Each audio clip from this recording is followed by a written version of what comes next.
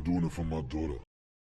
Exactly. Give me air travel, and then maybe I'll consider talking about that shit. Until then, I will die before I acknowledge any history or any science. I will die before I don't deny it. I deny all history. I deny all science, and I will die before I don't. Yep.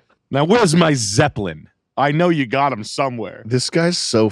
You know what's interesting? Fuck, man. There's something about like 90s Bill Maher, like TV shows where they'd all be sitting in a circle, and it would be the audience is like this, you know, the LA audience of people that are like in LA to go see a show or in New York to go see a show, and it's just regular people.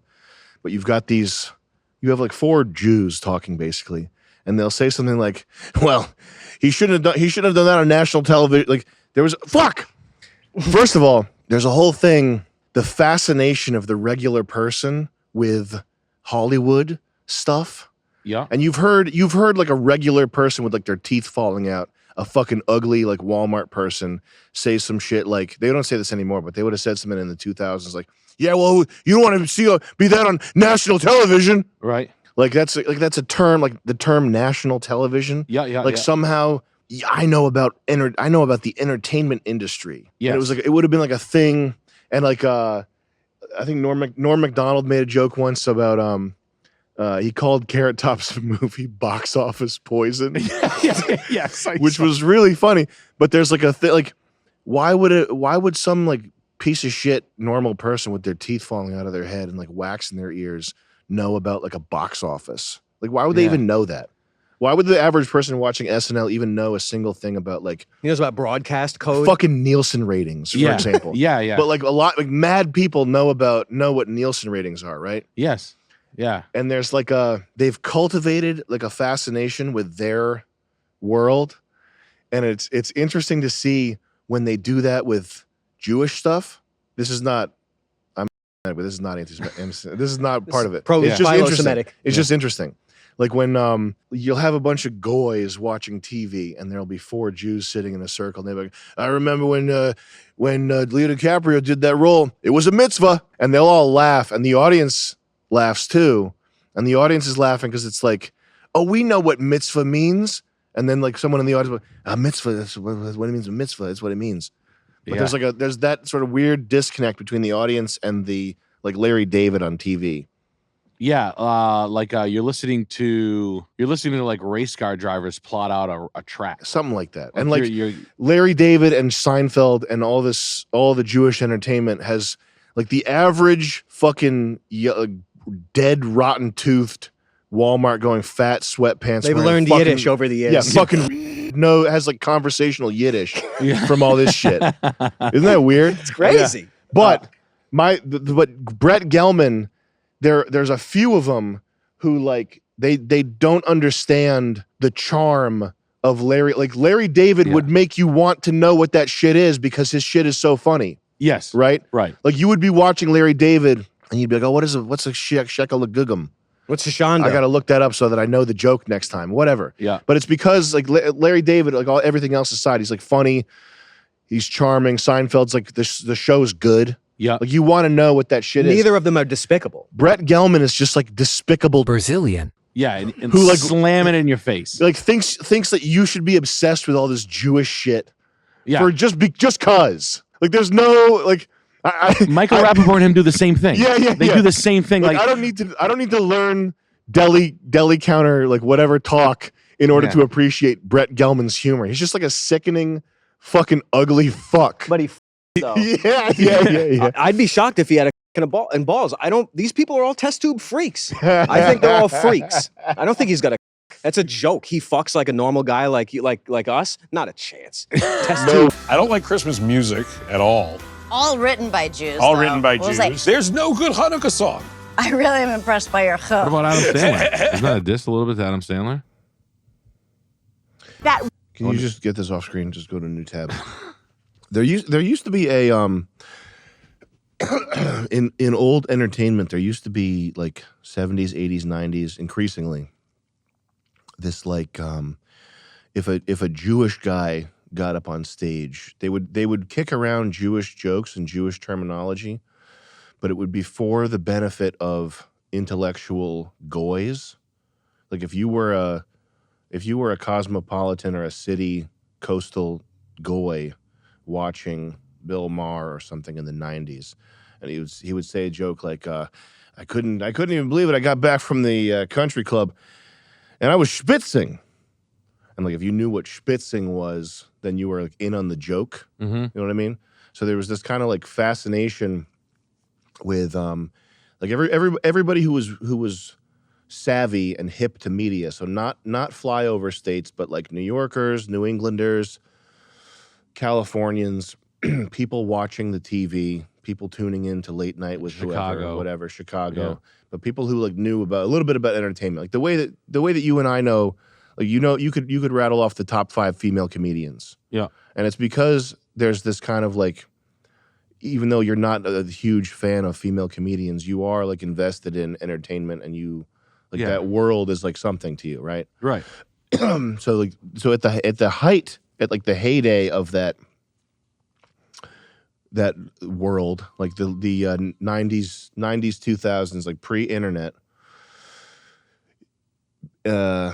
people who were into media, they kind of got the message that these Jews were like the ruling class. This was the elite. Like they're the ones to aspire to. They run the show. Not saying this is not something that's said overtly, but it's just like as you're watching media, you know that if there's someone like someone who really not in a Jewy way, but like Seinfeld or something, combines the Jewishness with whiteness in a way that's like relatable to like normal people.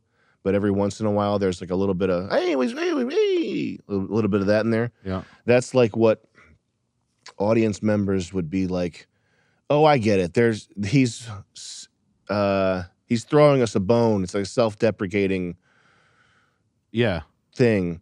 And I think that part of that. Can you go back to the picture of the disgusting? Just hit Control-Shift-T, and go to the these two freaks. Just keep them up there.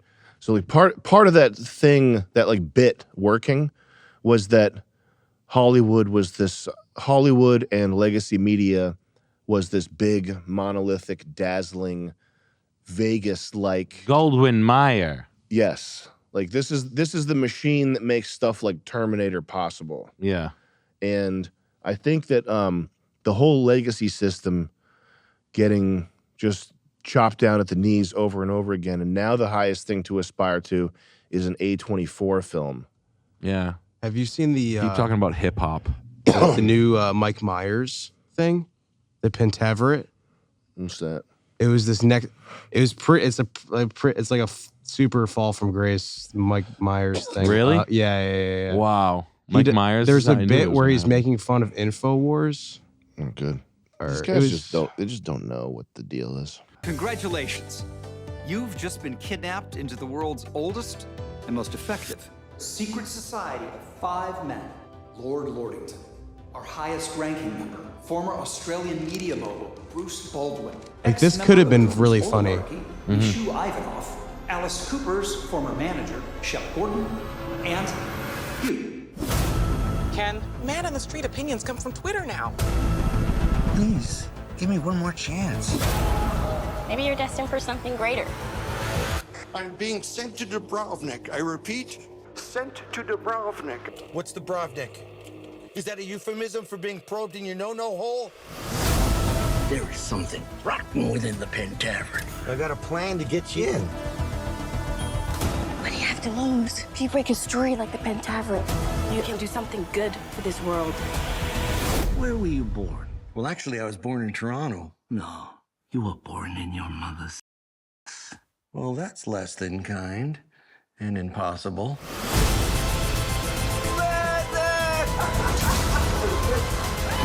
Are you gonna kill me? According to the world, you're already dead. The future of humanity is at stake. No pressure or anything. You ready to